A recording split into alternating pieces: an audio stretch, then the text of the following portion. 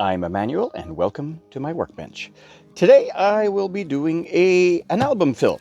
I received, as you may have seen in a previous video, I have received these albums from Lighthouse Canada, and I will start filling them up. So I'm going to start with the $1 album and put my coins in here, and we'll see how it looks.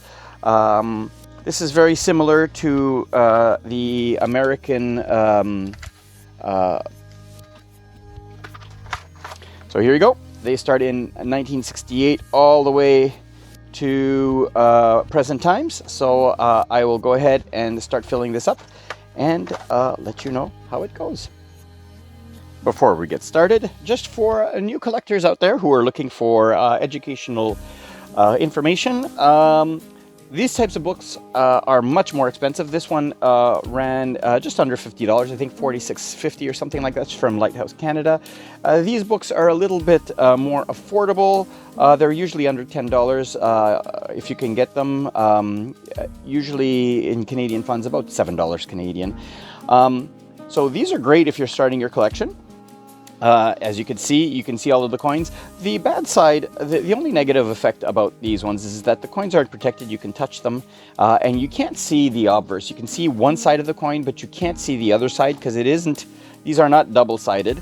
And so the advantage of this type of coin folder is that there is a plastic film over here that you retract like this, and you pop the coin in.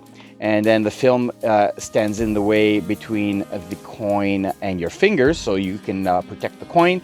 And of course, these pages are double hold, so you can actually look at both sides of the coin. The only thing in common with this folder and this type of folder is that should your coins have any edge lettering, of course, along the edges of the coin, let's say Canadian toonies have edge lettering on them, then you're not going to be able to see the edge lettering naturally. But yeah, that's the advantage of these folders. If you're a beginner, I recommend these types of folders. And when you're ready to move on and you have a substantial collection, then move on with this folder. And just so you know as well, this folder starts in 1968, which is the first year of issue where Canadian dollar coins did not have any silver content. So this album will have no silver in it. Well, on with the album fill. And here we are. Here's the book that has been filled. Pros and cons. When certain coins have varieties, this type of book might not necessarily have a space for each of the more common varieties. For example, I have only put one 1968 in here, whereas this book has 3 versions for 1968. So it has the large island, small island, and no island. I actually have the first 2, so I'll show you what I did with that one. So here is the first page from 1968 to 1979. And you can see, as you can see the obverse of the coin. And here's the 1980 to 1986. The only one I'm missing is the last year for the large Voyager dollars, which was a 1987. And here's where I put my 1968 small island.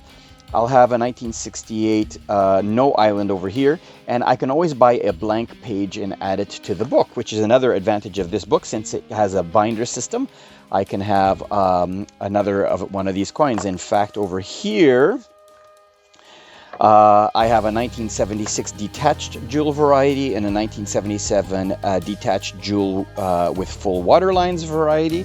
So these are the less common varieties. So they're still in my book over here, and I'll need to buy another page so that I can put the varieties that I do find in here.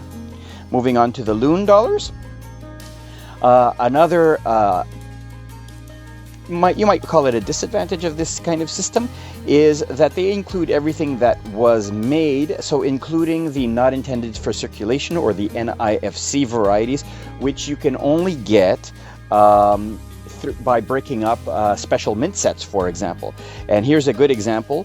For the Loon dollars, Canada did not strike any 1997 to 2001s for circulation. They already had too many loons in circulation, so they decided for those years not to strike any for circulation. So any one of these that I would find, including the ones that were struck at in the Winnipeg Mint, would be out of proof or specimen sets. So I'd have to find those sets, break them apart, and put the coins in here.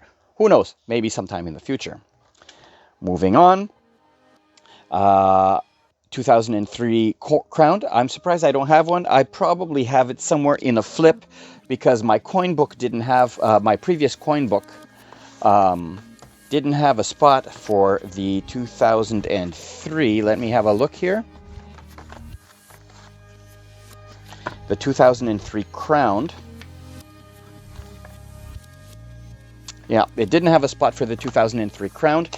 The difference is, and this of course, 2003 W from the Winnipeg Mint is a not intended for circulation. And on this page, I am also missing the regular loon for the 2008. I will again look in my 2x2s to see if I have found that one, but I just didn't have a space in my book. For the 2003 crowned and uncrowned, let's flip over to this obverse side, and just for you to have a look, this was the new design of the Queen, a more mature design with no crown. And in 2003, they also published the Queen with the old crowned Queen. So there's two varieties for the 2003. So I'll have to look through my 2x2s to see if I actually have that one. Moving on to the last page. Of course, another disadvantage, or you can say a challenge, let's say, with this kind of folder, is that you'll only get printed dates for as far back as when they published this. So for example, when they published this folder, maybe it was 2011, and so they didn't put any years for the other ones, but they do sell transfer sheets that you can go ahead and let's say put your own writing over here. So here's the ones that I have that I'm missing. I'm missing a 2012, the old loon design. If you can see, this loon over here has the new security feature, which is a little maple leaf over the loon. So there is a 2012 without the design that looks like the 2011. I haven't found one of those. And I have a spot that I put here for the 2017, which was not intended for circulation. And I will definitely have to buy a new page because this last coin is a colored version of the 2020. There is I don't have a space for the non-colored 2020, which I don't have yet in my collection. And I also have no spot for that. So I'm going to have to buy a page for that. So 2 pages that I have to buy for this book. So thanks for watching. And if you do like my content, don't forget to give my video a thumbs up and hit that subscribe button and that notification bell. Leave me a comment. I'm glad to hear your comments. And I try to reply to everyone. At least at the very minimum, you'll get a thumbs up and a little heart. And as always, thanks for watching, and I'll see you next time.